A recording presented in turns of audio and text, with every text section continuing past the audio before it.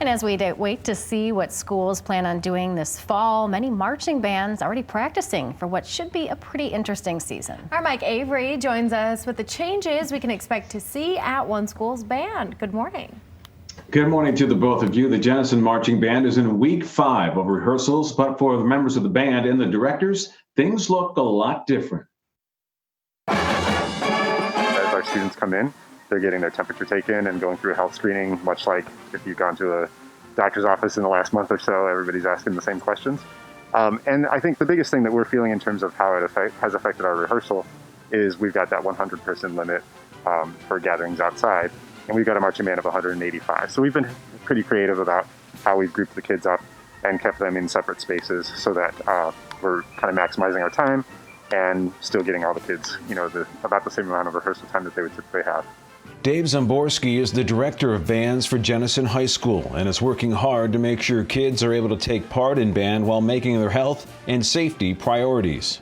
It's going to get a little bit more challenging here in the next few weeks as we approach what would typically be like our camp season, in that we've got longer days scheduled, but with still not being able to have more than 100 kids together at a time, we're going to have to be really creative about doing things that we would normally do all together, like learning drill together or rehearsing music together. We're not able to do those things, so we'll have to shift the schedule around and have different kids moving to different spots so that we're still being productive, but not violating that 100-person limit. Madeline Schaub is a senior at Jenison High School and is the head drum major of the marching band.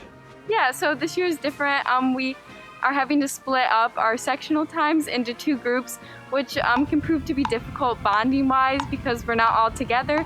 And we're having to stay 6 feet apart and social distance and wearing masks. But I think that has really even brought us closer together as a group because we're trying to take care of each other the best we can, and we're trying to keep this season going. Instead of wallowing in what we're missing out on, I'm just gonna focus on what we get to do and all of the positives.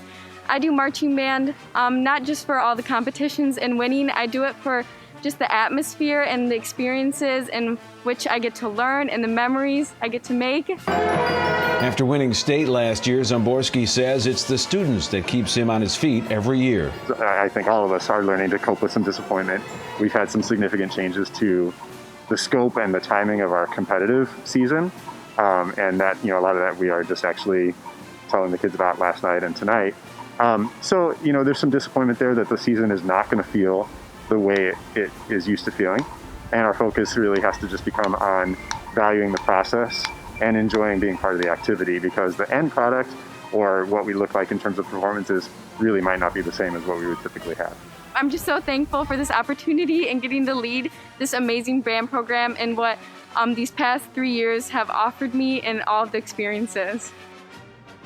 Well, right now, most of the state is in phase 4 of the My Safe Start plan. And so practice will continue the way they have been, unless, of course, that changes. Let's hope not. Let's hope these bands can get out and perform on Friday nights.